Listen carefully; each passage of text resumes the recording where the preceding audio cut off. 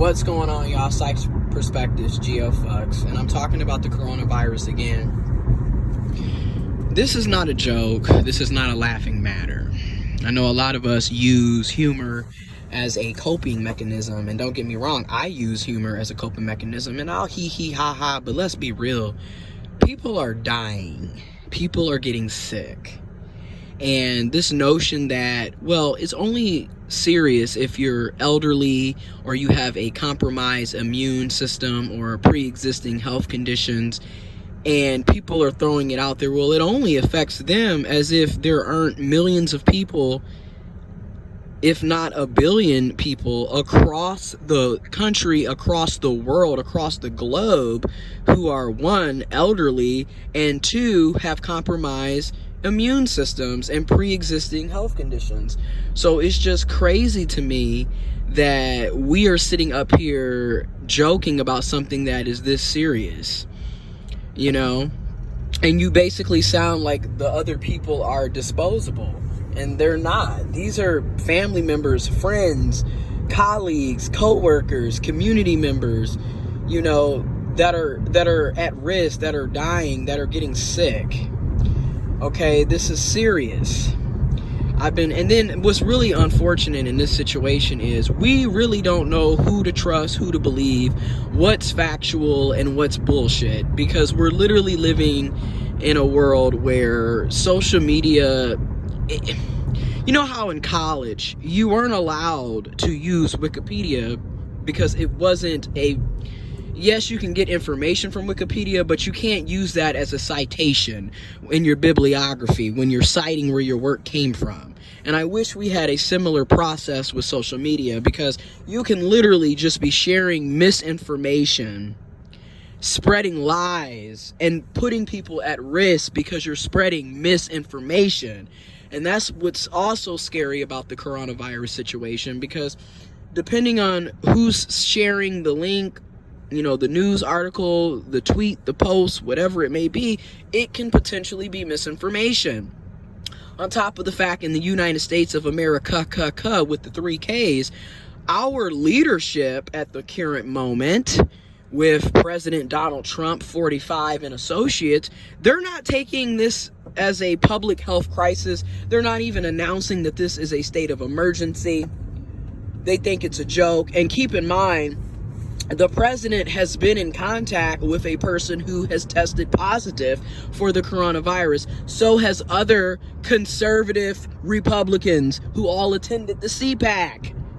And then the president of the United States of America, with the 3 Ks, literally got on the news today, is sitting up coughing and sneezing and talking about, well, yeah, we're just banning travel to Europe. And then he's also framing this as a racist, xenophobic, anti-Asian community, anti-Asian ethnicity, culture, and basically saying, you know, this is an attack against us from other people. And it's like, bro, this is a virus. This is a biological issue. This is a health crisis. This is a public health issue. This is not a joke. This is not a game. This is real.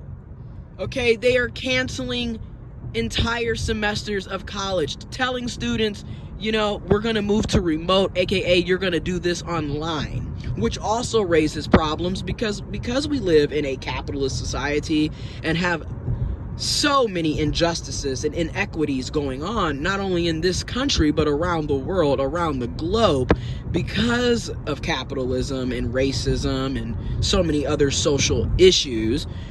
A lot of these students don't have anywhere to go if they have to leave campus. A lot of these students don't necessarily have access to Wi-Fi and the internet if they have to leave the campus. A lot of these students don't have access to shelter or food. A lot of people, period, don't have health insurance. And even if you have health insurance, you are going to be allegedly, because again, there's so much misinformation. Allegedly, even if you have health insurance, to get tested for coronavirus can be anywhere between $100 to $600. And that's with insurance. People without insurance are paying anywhere, allegedly, allegedly paying anywhere between $1,600 and $3,200 to get tested for it. So again, we don't have health insurance. We don't pay people a living wage in the first place. A lot of these companies, businesses, employers do not offer paid sick time, paid time off. So what's going to happen? Like I said last week, what is going to happen? You know, and another thing that is also being brought to attention is the fact that a lot of these jobs could have been, do you hear me? Could have been having us work from home. Could have been having us work from home. I'm gonna do some Dr. Umar on you. Could have been having us work from home. I mean, dead ass. Because when I look at my job, 100% of my job is behind a computer screen using the internet online. And I have the privileges of having Wi-Fi, of having internet at my house. Okay? That is a privilege that I have. It makes absolutely no sense that the vast majority of us have to drive and commute to work. I drive 40 minutes to and from work to sit behind a computer all day when I can do that at home because of the privileges afforded to me. And I recognize I'm privileged. I recognize that. And a lot of jobs, not a lot, but some jobs are literally saying, you know what? You guys can work from home because this is a public crisis. They are literally canceling concerts. They've canceled the NBA season. Coachella has been canceled. Universities and colleges across the country are closing and saying, you know, we're just going to finish the semester out on the internet, which again, I've listed earlier how this can be problematic because everyone doesn't have privileges to Wi-Fi, to shelter, to food, etc. And then again, with these jobs that are, you know, still having people work, like we're still working at my job. And again, we can be online, but here's another problem that comes into play. Everybody don't get paid time off. Everybody don't get paid sick time. And then another thing that I think about as well is even if you have paid time off, you only have like 3 weeks of it. So we don't know how, you know, in some cases people only have a week, a couple of days, a couple of weeks, maybe even up to a month or month and a half, but we don't know how long this is going to last. And another thing is, why should you have to use all of your PTO for a crisis? At this point, this is not anybody's individual fault. This is a crisis. So, and then the GOP, the grand old party, aka the conservative Republicans, literally just blocked a bill that would establish enforcing paid sick time, paid time off for people who are working, dealing with this issue. So again, you have a government that doesn't give a flying fuck about its citizens. Okay? They don't care.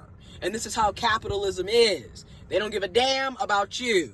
They don't give a damn about me. They don't give a damn about us. But we can sit up here, work our bones to the pavement, to the numb, work our asses off, pay all these taxes out, and it doesn't benefit any of us. And again, you have a government that doesn't care about you. In the meantime, a lot of our taxes are going to the corporations and the wealthy and the warmongering machine. And we're dying.